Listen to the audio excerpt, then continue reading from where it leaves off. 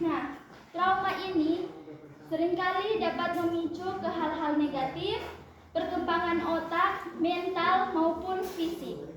Remaja maupun orang dewasa tentunya pernah merasakan apa itu trauma. Nah, saya mengambil ayat Alkitab dalam Ulangan 1 ayat 21.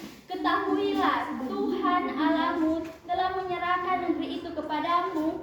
Majulah, dudukilah seperti yang difirmankan kepadamu oleh Tuhan Allah nenek moyangmu. Janganlah takut dan janganlah patah hati. Yang mengalami atau memiliki trauma yang hebat seringkali mencari narkoba atau minuman-minuman alkohol untuk apa? Untuk meredakan atau menenangkan rasa trauma ini. Namun sebenarnya tanpa kita ketahui, hal-hal seperti itu sebenarnya dapat memperburuk keadaan kita. Nah, perbedaan laki-laki dan perempuan saat mengalami trauma itu jauh berbeda. Menurut penelitian kehidupan masyarakat, bahwa wanita ketika mengalami trauma, mereka cenderung mengalami depresi, cemas, rasa takut, merasa diri mereka itu tidak berguna. Sedangkan laki-laki ketika mengalami trauma, mereka sering melakukan tindakan negatif atau hal-hal yang negatif. Contohnya, merokok, minum minuman keras, narkoba, emosi yang tidak stabil. Nah, ketika kita mengalami trauma pada saat ini, perlu kita mengerti dan perlu kita ketahui bahwa kita membutuhkan pertolongan. Kadang kita tidak sadari ada pertolongan yang 24 jam hadir di dalam kehidupan kita, yang tersedia selalu untuk kita. Nah, tanpa kita sadari bahwa trauma dan kehancuran dalam kehidupan kita ini akan datang tanpa kita ketahui. Nah, dari itu kita memerlukan pertolongan segera. Contohnya dari orang-orang terdekat kita, seperti guru, dosen, pendeta, majelis-majelis jemaat atau sahabat kita.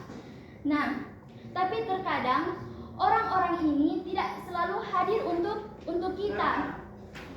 Mungkin mereka sedang sibuk dalam kehidupan mereka sendiri. Nah, tapi ada pertolongan yang selalu hadir untuk kita. Nah, contohnya saya mengambil tokoh Alkitab dalam cerita Musa yang memimpin bangsa Israel keluar dari tanah Mesir. Nah, Musa ini dia tidak yakin dengan Tuhan bahwa dia bisa memimpin bangsa Israel untuk keluar dari tanah Mesir. Tetapi Tuhan memberikan tanda-tanda ajaib kepada dirinya bahwa dengan membuktikan kekuasaannya dan meyakinkan Musa dengan berkata, "Aku akan menyertai lidahmu dan mengajarkan engkau apa yang harus engkau katakan." Dengan dukungan Tuhan, Musa akhirnya menjadi pemimpin besar dan membebaskan bangsa Israel dari perbudakan. Dan cerita Musa ini dapat kita dapat dalam kitab Bilangan.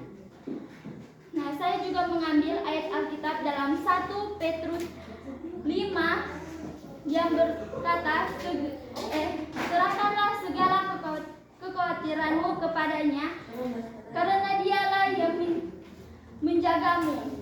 Terkadang kita merasa bahwa Tuhan itu tidak ada untuk kita, namun sebenarnya kita itu salah. Masalah trauma atau masa lalu yang kita alami dapat disembuhkan jika kita mempercayai segala itu kepada Tuhan. Tuhan selalu bersama-sama dengan kita. Namun Ia tahu apa yang sedang kita alami pada saat ini. Ia menunggu kita untuk apa? Untuk mempercayai dirinya untuk mengatasi masalah-masalah kita ini dalam kehidupan kita ini kepada dirinya. Allah adalah pemegang masa depan. Dia sudah menyediakan masa depan yang indah untuk kita. Maukah kita menerima masa depan itu? Dan maukah kita mengandalkan Tuhan dalam kehidupan kita untuk menyerahkan diri kita dalam masalah apapun itu? Marilah kita menyerahkan hidup kita kepada Tuhan, karena Tuhanlah obat dan pemegang segalanya. Dialah yang dapat apa?